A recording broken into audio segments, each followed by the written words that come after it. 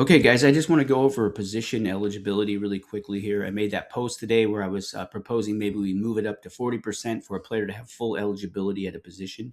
Currently, it's 30%, but I'm good keeping it 30%. But I'm going to show you how I determine if a player is fully eligible at a position. Let's use Zion Williamson as an example.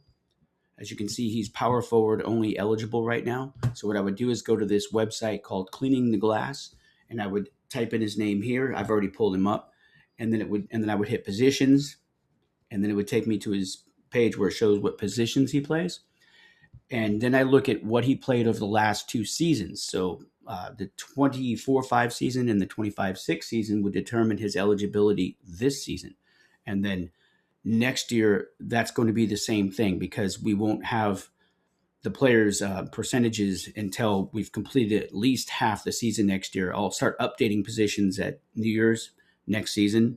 Once we start the 26-7 season, I'll update new positions, like add some, but I'll never take any away until the off season. So currently, what's determining a player's position eligibility is what he did in 24 and 5 and 25 and 6. And that will go into next season. As you can see here, Zion Williamson played 31% of his minutes at small forward in 24-5. So he should actually be eligible to play small forward in our league. It just simply hasn't come up to this point. I just discovered this recently. I'm not going to update his position eligibility to small forward, though. I'm going to leave it at power forward this year just because I just want to, be fair about it. I don't want to pull any surprises because the playoffs are upon us. Hold on. So yeah, I'm going to leave him at power forward, but I will allow him to play 31% of his minutes if needed at small forward. That means if he played 30 minutes in a game, then he's eligible to put in 9 minutes at small forward if he has minutes in his bank and they are needed. But next year, starting next year, he would have full position eligibility at small forward because he played 31% of his minutes in one of the last two seasons going into next season. He has the potential to lose that eligibility starting with the 27-28 season, however, unless next year he puts in at least 30% of his minutes at small forward. And in the offseason, I'm going to make spreadsheets for you guys. It's going to tell you all your position eligibilities, full position eligibilities going into next season. And then I'll let you know if a guy is about to lose eligibility, perhaps because he hasn't logged considerable minutes at a position this current season that we just went through, because he maybe did it the year before like Zion did. But if he doesn't do it again next year, doesn't put in minutes at small forward, he would lose that eligibility. And again, I'm going to make spreadsheets for all you guys. I'll make notes to let you know ahead of time. If you want to get this service, it's only $5 a month. You could look at it for yourself, Cleaning the Glass.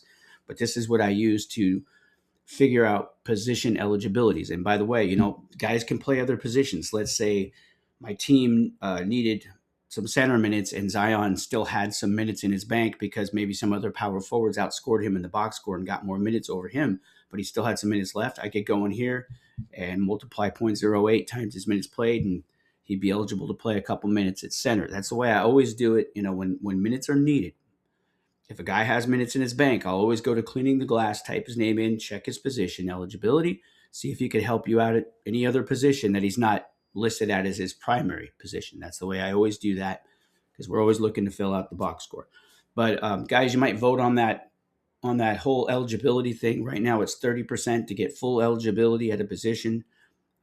Maybe move it up to 40%. I'm not sure. I'm good with 30 because obviously I could benefit from that. I would get Zion Williamson full position eligibility at small forward next year, and that would really help my team out a lot.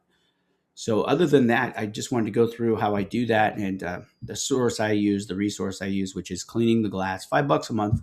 I think it's worth it. I don't look at most of this other information. This is like highly analytical stuff here, but I am interested in the position eligibility thing because I want this league to be as realistic as possible.